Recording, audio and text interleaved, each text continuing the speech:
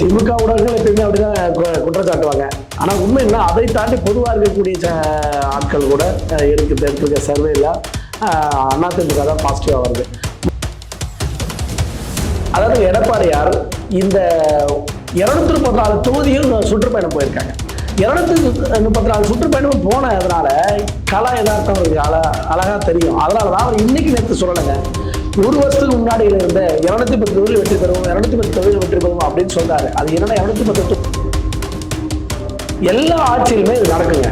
ஆனால் அந்த இடத்துல நடவடிக்கை எடுக்கணும் முதலமைச்சர். இது அதிமுக ஆட்சியாக தான் வெறும் அனாலிசிஸ்டே சொல்லணும், தமிழ்நாட்டுடைய டிஜிபி வரைக்கும் மாற்றிருப்பாங்க. நீங்க அந்த போலீஸ் இன்ஸ்பெக்டர் வழியா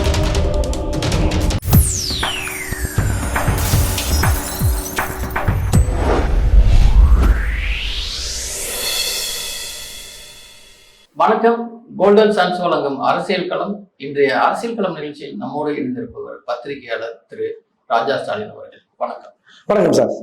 சமீப காலமாக வெளிவர கருத்து கணிப்புல அதிமுக கூட்டணி முன்னணியில இருக்கு அப்படிங்கிற ஒரு தகவல் நம்ம பார்க்கிறோம். இப்ப சமீபத்துல அப்படின்னு சொன்னோம் அப்படின்னா தினமலர் மற்றும் சாணக்கியா சேனல் இணைந்து நடத்திய அந்த கருத்து கணிப்புல கூட முன்னணியில வந்திருக்கு. இந்த கருத்து கணிப்பு அதிமுக சாதகமாக இருக்கிறது களம் யதார்த்தமா இல்ல கருத்து திணிப்பு அப்படின்னு சொல்ற மாதிரி குற்றச்சாட்டா? இல்ல, திமுக ஊடகங்கள் எப்பயுமே அப்படிதான் குற்றச்சாட்டுவாங்க.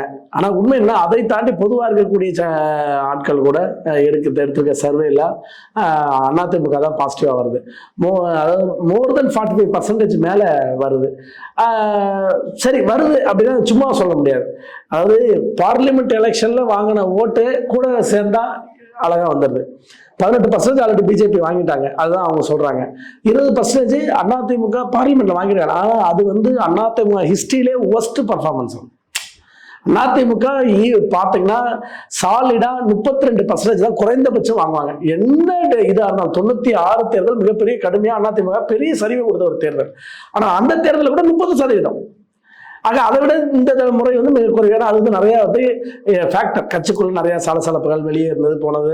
திடீர்னு ஒரு கூட்டணியில இருந்து பிஜேபியில இருந்து வெளியே வந்து அதோட அதிருப்தி, அது பிஜேபிக்கு எதிர்ப்பலை. ஏன்னா நேரா பிரதமருக்கான ஒரு தேர்தல் அது. அப்படிங்கும்போது அதனுடைய பார்வை வேற, சட்டமன்ற தேர்தலுக்கான பார்வை வேற. அதனால அந்த 20% நம்ம இப்ப எடுத்துக்கணும்னு அவசியம் இல்லை. எப்பயும் வழக்கம் போல அதிமுக வாங்கக்கூடிய அது 30%க்கு மேல 34% வாங்கியிருக்கக்கூடிய, அதாவது நடந்து முடிந்த 2021 தேர்தல் 34% வாங்கியிருக்காங்க. அப்ப அந்த தேர்தல் தான் கணக்கில் எடுத்துக்கணும். அப்ப அந்த 34ஓட நான் அந்த பாஜக இப்ப சொல்ற அந்த 18% கூட விட்டுருங்க. அதுல பாதிக்கு பாதி குறைந்தபட்சம் ஒரு 10% வச்சுங்க. ஏன்னா டிடிவி தினகரன் இங்க வந்துட்டாங்க, அதே அன்புமணி நீங்க கூட இருக்காரு. அப்படிங்கும்போது அந்த எடுத்த பர்சன்டேஜ்ல பாதியா வச்சுக்கோங்க கன்சர். ஏன்னா இவங்க திமுகவுடைய ஆதரவு ஊடகங்கள் என்ன பண்ணுவாங்கன்னா இருக்கிற பர்சன்ட் கூட்டி சொல்லுவாங்க, நம்ம குறைச்சே போட்டுக்கோங்கிற. நீங்க அந்த 18 குறைச்சு 10ன்னு போட்டீங்கனாலே ஏறத்தாழ 44% வந்துச்சு. இந்த 44% இல்லாம ஜான்பாண்டியன் கூட இருக்காரு, ஐஜேகே கூட இருக்காங்க, புரட்சி பாரதம் கட்சி கூட இருக்கிறாங்க. இப்படியான விஷயங்கள்லாம் சேரும்போது அதிமுக என்பது ஏறத்தாழ 50 தாண்டுங்கிற இடத்துல இருக்கு. நீங்க 50 தாண்ட தேவைங்க. சாதாரணமா ஒரு தேர்தலில் வெற்றி வாய்ப்பு பார்த்தீங்கன்னா 234 தொகுதியில 200 தொகுதி 40-41% வாக்கு எடுத்தா வெற்றி பெற்றலாம் அப்படிங்கிற சூழல் தான் இருக்கும். அப்ப அந்த 40% மேல அதிமுக அணி வருது. ஆக இந்த திமுகவுக்கு ஒரு பயம் வந்து போச்சுங்க. ஒண்ணு இல்லைங்க, சாதாரணமா இந்த கரூர் சம்பவத்துல விஜயுடைய தலைக்கா கொடி பறக்குதுன்னு சொன்னார் இல்லையா, அது சும்மா என்ன நினைச்சுக்கிட்டு இருக்காங்க, அது ஒரு இதா சொல்லிட்டாரு. அவர் கூட்டணிக்கு ஏங்குறாருன்னு அவங்கதான் சித்தரிச்சாங்க. ஏங்குறாருன்னு எது திமுக ஊடகங்கள். ஆனால் அத திமுக அந்த வார்த்தையை வச்சு பேனிக்காக வச்சார். ஐயோ தேன் சேர்ந்துட்டா, தவேக்காவும் அதிமுகவும் சேர்ந்துட்டா என்ன ஆகும் தெரியாத, தமிழ்நாடு அரசியல நம்மளுடைய எதிர்காலம் முடிஞ்சிருமே அப்படின்னு ஒரு பயத்தை உண்டு பண்ணார் எடப்பாடியார். அது நகைச்சுவையா மற்ற கிண்டல் பண்ணாங்களா இல்லையா, ஆனால் அதுக்குள்ள மிகப்பெரிய அரசியல் கருத்துக்கள் இருந்துச்சு, அரசியல் நோக்கங்கள் இருந்துச்சு எடப்பாடியாருக்கு. அது போலத்தான் இந்த கருத்து கணிப்புகள் எல்லாம் ஒன்னொன்னும் வர்றது என்னன்னா அதிமுக ஆட்சி என்பது மீண்டும் உறுதி அப்படின்னு காட்டுது. சரிங்க, அதிமுக கட்சி தொடங்கி தேர்தலை அதிமுக சந்திக்க ஆரம்பிச்சதுக்கு அப்புறம் 77 சந்திக்க ஆரம்பிச்சது. இந்த 77 சந்திக்க ஆரம்பிச்சதுக்கு அப்புறம் எதிர்த்து நிற்கிற எதிர்கட்சியான திமுக ரிப்பீட்டா ஆட்சிக்கு வந்திருக்கா? நீங்க ரிப்பீட் ஆட்சிங்கிறது அதிமுக கட்சி வந்ததுக்கு அப்புறம் ரிப்பீட் ஆட்சி திமுக கொடுத்ததே கிடையாது. 5 ஆண்டுனா ஆட்சி இழந்துரும். ரிப்பீட் ஆட்சி இப்ப அம்மா அவர்கள் கொடுத்துருக்காங்க. 2014 ஜெயிச்சாங்க, 2016 மீண்டும் ஜெயிச்சாங்க. அப்ப கூட்டணியே கிடையாதுங்க. அப்ப வெறும் தனியரசு கருணாஸ் மட்டும் தான் கூட இருந்தாங்க. ஆக கூட்டணி இல்லாமல் இந்த 50 ஆண்டுகள் வெற்றி பெற்ற கட்சி அதிமுக கட்சி. ஆக இப்படி செல்வாக்கா இருக்கிற கட்சியை எப்படி இவர்கள் செல்வாக்கு இல்லைன்னு சொல்லி இந்த ஊடகம் சித்தரிக்குது. அல்லது அதிமுக வெற்றி பெறும்னு வந்த தகவலா இருந்தா அது கருத்து கணிப்பு கிடையாது. இவங்களை பொறுத்த வரைக்கும் அது கருத்து தீர்ப்பு. அதே திமுக வெற்றி பெறும்னு வந்துச்சுன்னு வச்சுங்க, உடனே அதுதான் சரியான கருத்து கணிப்பு. மற்றொரு கருத்து கணிப்பு இந்தியா டுடே சி ஓட்டர்ஸ் கருத்து கணிப்புல திமுக வெற்றி பெறும், 45% ஓட்டை தக்க வைக்குது அப்படின்னு அந்த கருத்து கணிப்பு வந்திருக்கு. குறிப்பா பெண்கள்கிட்ட அதிகப்படியான ஆதரவு இருக்கு அப்படிங்கிற ஒரு கருத்து கணிப்பும் பார்க்க முடியுது. அதாவது இந்த கருத்து கணிப்பு அதாவது இந்த லயோலா கல்லூரி மாணவர்கள், இந்த சி ஓட்டர்ஸ், இந்தியா டுடே, இது எல்லாமே ஒரு சார்பு நிலை எடுப்பாங்க. நம்மளுக்கு தெரியும் ஒவ்வொரு போன தேர்தலையும் அப்படிதான். இதை விட 2016 தேர்தலில் அவர்கள் சொன்னது என்னன்னா, பெரும்பான்மையுடன் திமுக ஆட்சி அமைக்கும், அதிமுக ஆட்சி அமைக்காது அப்படின்னு சொன்னாங்க. ஆனால் 5 லட்சம் வாக்குகள் வித்தியாசத்துல வெற்றி பெற்று மொத்தமா சொல்றேன், ஓவரால் 5 லட்சம் வாக்குகள் திமுக அதிமுக அதிகம். அவர்களுக்கு அணி ஏறத்தாழ 13 கட்சி கூட்டணி. அப்ப 13 கட்சி கூட்டணியில திமுக போட்டியிட்டு அந்த தேர்தலில் தோல்வி தழுவிச்சு 57 தொகுதி தான் வெற்றி பெற்றுச்சு. வெறும் 5 லட்சம் ஓட்டுகள் கூடுதலாக பெற்ற அதிமுக 136 தொகுதிகள் வெற்றி பெற்றுச்சு. ஆக இப்ப அதே சி ஓட்டர்ஸ் தான் அப்ப சொன்னாங்க. ஆக அவர்கள் சொல்லுகிற கணக்கு என்னன்னா, திமுக வெற்றி பெறணுங்கிற மாதிரியான முடிவுகளை சொல்லணும், அதிமுக தோல்வி அடைகிற மாதிரி கருத்துக்கள் சொல்லணும். அப்ப இப்ப இந்த தினமலர், சாணக்கியா போன்றவர்கள் எடுக்கிற கருத்து எடுப்ப இது பிஜேபியுடைய ஆதரவு ஊடகங்கள் அப்படின்னு ஒரு முத்திரை குத்திடணும், அந்த புறந்தள்ளிடணும். ஆனால் இந்தியா டுடே எடுக்கிறத அந்த ஏத்துக்கணும். இதுதான் மக்களுடைய மனநிலை. எப்படிங்க? நான் நியாயமான ஒரு கேள்வி கேட்கிறேன். தாலிக்கு தங்கம் திட்டம் கொடுத்தாங்க. தாலிக்கு தங்கம் திட்டம் கொடுத்து 25,000 ரொக்கமும் கொடுத்தாங்க. டிகிரி படிச்ச பெண்களுக்கு தாலிக்கு தங்கமும் கொடுத்து 50,000 ரொக்கமும் கொடுத்தாங்க. அப்படிப்பட்ட கட்சி இன்னைக்கு இது தங்கத்தோட விலை என்ன? இன்றைய விலை 1,35,000 கடந்து போயிடுச்சு. அப்ப இப்ப பாருங்க எவ்வளவு வித்தியாசம் பாருங்க. ஏறத்தாழ மக்களுக்கு அந்த ஒரு திட்டத்தின் மூலம் மட்டும் ஒரு 80,000 பயனடைச்சிருப்பாங்க. இந்த 5 ஆண்டுகளாக ஒரு 5 லட்சம் பெண்கள் கூட கொடுத்துக்கிட்டோம். 20 லட்சம் பெண்கள் நேரடியாக பயனடைச்சிருப்பாங்கல்ல.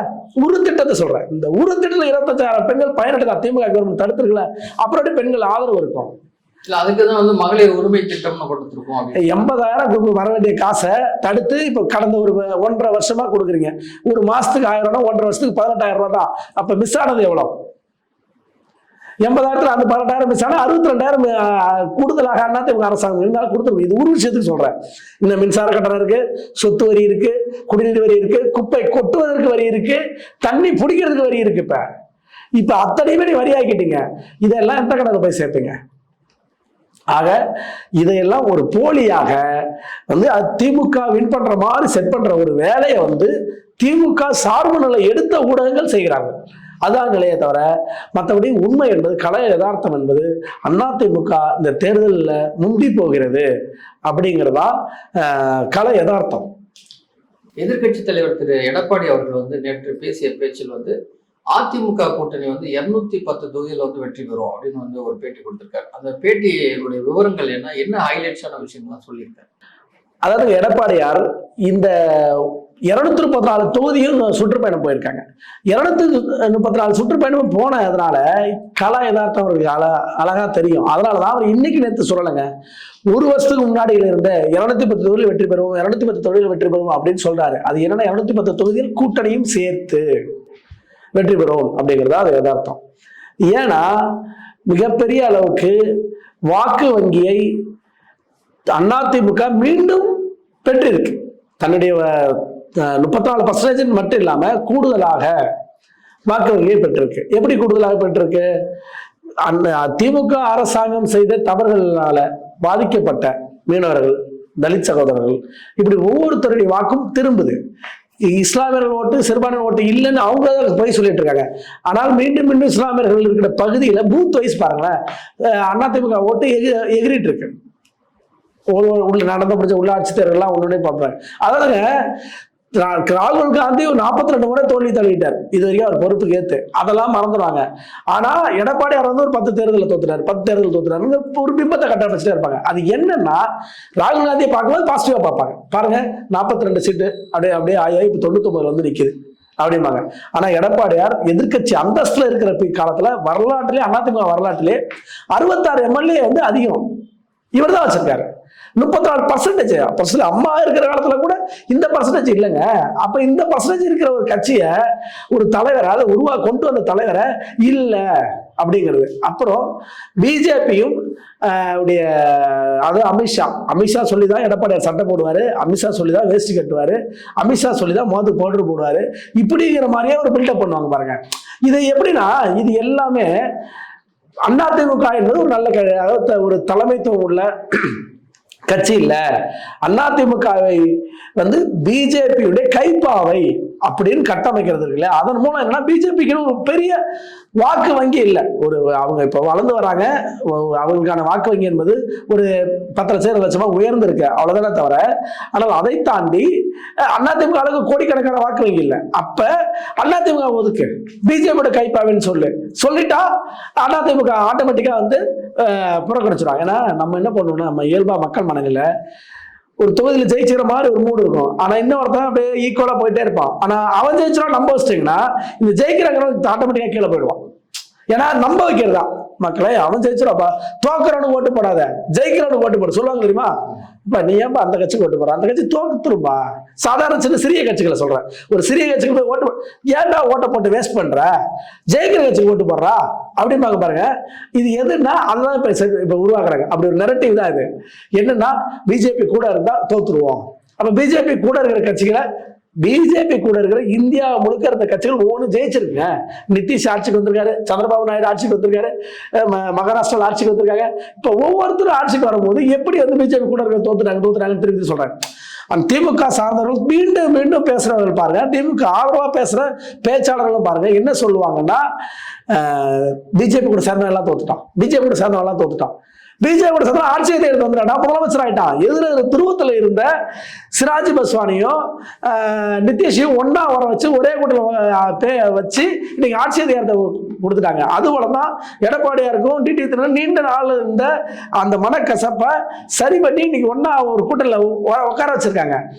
அந்த அளவுக்கு, ஏன்னா 2 நபருக்குள்ள பிரச்சனை, 3வது நபர் தலையிடணும். ஒரு கணவன் மனைவிக்குள்ள பிரச்சனை, யாரோ ஒரு ஆள் தலையிட்டு, அதுவும் குடும்பத்தில் இல்லாத வேறொரு 2 பேருக்குமே தெரிஞ்ச 3வது நபராக இருந்தா கட்டாயம் அந்த பேச்சுவார்த்தை சுமூகமாக அவங்க 2 பேரும் சேருவதற்கு நல்லா இருக்கும். அது போலத்தான் இப்ப எடப்பாடி டிடிவிக்குமான ஒரு மனக்கசப்பை சரி செய்வதற்கு இந்த பேச்சுவார்த்தையை பயன்படுத்தி பிஜேபியுடைய முயற்சி இல்லைன்னா மறுக்கல. ஆனால் அந்த முயற்சியால் பயனடைய போறது யாரு? அதிமுக தான். எடப்பாடியார் தான் முதலமைச்சராக போறாரு. எடப்பாடியாரை அண்ணன் பழனிசாமி கூப்பிடுறாரு டிடிவி தினகரன், அந்த இடத்துக்கு வந்துச்சு இல்ல. ஆனா அதே சமயத்துல வந்து இன்னொருத்தர் வந்து அண்ணன் எடப்பாடி அவர்கள் சொல்றாரு, திரு ஓபிஎஸ் அவருக்கு போகும் இடம் இல்லை, அதனால இன்னைக்கு சொல்றாரு. இவரு அமைதியா இருந்ததுனா டிடிவி தினகரன் மேல இருக்கக்கூடிய அளவுக்கான இது கிடையாது, ஒரு சாஃப்ட் கார்னர் விஷயம் கிடையாது. ஏன் கிடையாதுன்னா, நீங்க புரட்சித்தலைவி அம்மா அவர்கள் இருந்த அறை கதவை எட்டி உதைச்சுங்க, அவங்க உட்கார்ந்த சேர் எட்டி உதைச்சுங்க. இப்ப இதுதான் ஒவ்வொரு தொண்டனுக்கும் இதா இருக்கு. என்னன்னா இப்ப அவர்கள் மீண்டும் சேர்த்துக்கிட்டா அப்ப வந்து இப்படி எல்லாம் இப்ப நாளைக்கு ஒரு நிறுவனத்திலேயே ஒரு முதலாளி இருக்காருன்னா முதலாளி கட்டுப்பட்டு தான் ஒவ்வொருத்தரும் செயல்படணும். நீங்க அதுக்கு எதிராக ஒன்று செஞ்சுட்டீங்கன்னா அது எப்படி திருப்பி அந்த நிறுவனத்தில் முதலாளியை உங்களுக்கு சேர்த்தா மற்ற தொழிலெல்லாம் என்ன பண்ணுவான்? முதலாளி அடிச்சாலே கேட்க மாட்டான்டா, அட்ரான்னு சொல்லுவானா, எதோ ஒடுறான்பானா. அப்ப இன்னைக்கு இவரை அந்த சொன்ன ஓபிஎஸ் அவர்களை ஏத்துக்கிட்டீங்கன்னா திருப்பி இன்னொரு மாவட்டத்தில் போய் அடிக்கிறாருன்னு வச்சுங்க, கட்சி அலுவலகத்தை கைப்பற்றாரு, நகரம் பண்றாருன்னு வச்சுங்க, என்ன பண்ணுவீங்க? அப்ப அது கட்டுப்பாடு வேணும் இல்லை, கட்சிக்கு என்பது மிகப்பெரிய கட்டுப்பாடு வேணும். கோடிக்கணக்கான தொண்டர்கள் இருக்கிற கட்சி எப்படி கட்டுப்பாடு இல்லாம வச்சிருப்பீங்க? அப்படி கட்டுப்பாடு இல்லாம இருந்தா என்ன ஆகும்? ஒவ்வொருத்தரும் தடி எடுத்தாலும் தண்டல்காரன் ஆயிடுவான்ல. ஆக அந்த நடவடிக்கை தேவை. ஒருவேளை ஓபிஎஸ் மீண்டும் சேர்த்துக்கணும்னா அவருக்கு இந்த தேர்தல் என்பது ஒரு தவக்காலமாக இருக்கட்டும், அவர் அமைதியா ஒதுங்கி இருக்கிறதா நல்லது. மீண்டும் அந்த வாய்ப்பை சில காலங்கள் கழிச்சு கொடுக்கலாம். அப்படின்னு நிறைய அரசியல் நடந்திருக்கு. இப்ப விழுப்புரத்துல இவர் ஆனந்தன் ஒரு எம்பி இருந்தார், ஆனா அதுக்கு முன்னாடி கால்நடைத்துறை அமைச்சரா இருந்தார். கால்நடைத்துறை அமைச்சராக அவர் மேல சின்ன சின்ன கட்சி ரீதியா ஒரு புகார்கள் வந்துச்சு. வந்த உடனே புரட்சியாளர் அம்மா அவர்கள் அடிப்படை உறுப்பினரை மட்டும்தான் வச்சிருந்தாங்களே தவிர மாவட்ட செயலர் அத்தனை பொறுப்புகளையும் நீக்கிட்டார். 13 ஆண்டுகள் அவர் அமைதியாக தான் இருந்தார். திடீர்னு விழுப்புரத்தில் கூட்டு வந்து சீட்டு கொடுத்தாங்க. அவர் என்ன பண்ணார், 2014 வெற்றி பெற்று எம்பி ஆனார். ஆக அந்த வாய்ப்பு எப்போனாலும் வரும், வராதுலாம் இல்லை. அந்த மாதிரி எத்தனையோ அரசியல்கள் அதிமுகவுடைய முக்கியத்துவமே அதான். ஆமா, நீங்க அமைதியா இருந்தீங்கன்னா உங்களை மன்னித்து கொண்டு மீண்டும் கட்சி ஏற்றுக்கிட்டு திருப்பி பதவி ஒன்று உங்களை தேடி வரும். இபிஎஸ் அவருடைய ஓபிஎஸ்காக செஞ்ச விஷயம் நிறையாங்க. அவர் பவர்ஃபுல்லா இருந்து அவர் ஓட்டு வாங்குறாருங்க. இபிஎஸ் அவர்கள் இந்த 2021 தேர்தலில் அவருடைய கொங்கு மண்டலத்துல தான் 40 சீட்டு ஜெயிச்சிருக்கு 57. இபிஎஸ் அவர்கள் செல்வாக்கா இருக்கிற காலத்துல, அதாவது கொங்கு மண்டலத்துல 57 சட்டமன்ற தொகுதியில 40 தொகுதியில் வெற்றி பெற்றிருக்காரு இன்னைக்கு. அப்படி வெற்றி பெற்றிருக்கிற காலத்துல ஓபிஎஸ் அவர்கள் பெரிய பர்ஃபார்மன்ஸ் இல்லை. அவர் செல்வாக்கா இருக்கிறத தேடி போன்ற பகுதியில் புல் பண்ணி இழுக்குது. அப்ப அப்படிப்பட்டவரை கூட்டு வந்து எதிர்கட்சி தலைவராக்குறாரு. அப்புறம் கட்சிக்கு ஒருங்கிணைப்பாளர் ஆக்குறாரு. இவர் இணை ஒருங்கிணைப்பாளராக இருக்காரு. தான் முதலமைச்சராக இருந்தாலும் கட்சியை நீங்க நடத்துங்க. எப்படி எம்ஜிஆர் செஞ்சது? அது எம்ஜிஆர் நாவலன் நெடுஞ்செழியன் போன்றவர்களாம் நான் கட்சிக்கு நீங்க தலைவராக இருங்க, நான் 9 பேரை தலைவராக்குறாரு. ஒருத்தர் 2 பேர் இல்லை, எம்ஜிஆர் ஆக்கினார். அது ஜனநாயகம் உள்ள கட்சிங்கிற அதுக்காக சொல்றாரு. அதிமுக ஆட்சியில முதலமைச்சர் அவர் இருக்கும் போது நாவலன் நெடுஞ்செழியன் போன்றவர்களை வந்து நீங்க வந்து கட்சிக்கு தலைமை தாங்க, கட்சி வேலையை பாருங்கிறாரு. அது போலத்தான் ஆட்சிக்கு தான் எடப்பாடியார். ஆனால் நீங்க வந்து கட்சிக்கு வந்து நீங்க நடத்துங்கன்னு சொல்லி ஓபிஎஸ் அவர்களை ஆளுங்கட்சியா இருக்கும் போதே கொடுத்தாரு. அப்ப இப்படி கொடுத்த வாய்ப்பை யார் நழுவ விட்டது? யார் அதை மிஸ்யூஸ் பண்ணது? அந்த மிஸ்யூஸ் பண்ணனால்தான் நீங்க அந்த இது. ஆனால் இதுவும் அமைதி காத்தீங்கன்னா காலம் காலம் மாற மாற அனைத்தும் மாறும். ஆக இதுதான் ஓபிஎஸ்க்கான ஒரு எதிர்காலம் வேணும்னா அவர் அமைதி காக்கணும். திரு எடப்பாடி அவர்கள் வந்து பேசும்போது முக்கியமா இன்னொரு விஷயத்த வந்து அடிக்கடி அவர் சொல்லிக்கிட்டே இருக்கிறது தான், தமிழகத்துல வந்து சட்டம் ஒழுங்கு வந்து ரொம்ப கெட்டு போயிடுச்சு அப்படின்னு சொல்றாங்க. ஏன்னா இப்ப சமீபத்துல பார்த்தோம்னா சென்னை தரமணி பாலிடெக்னிக் காலேஜுக்குள்ள வந்து ஒரு பீகார்ல இருந்து வந்து ஒரு குடும்பத்தை வந்து கற்பழிச்சு கொலை பண்ணியிருக்காங்க. அதே சமயத்துல நந்தனம் அரசு கல்லூரியில் இருக்கிற ஒரு கேண்டீன்ல ஒரு பெண்ணுக்கு வந்து பாலியல் அத்துமீறல் நடந்திருக்கு.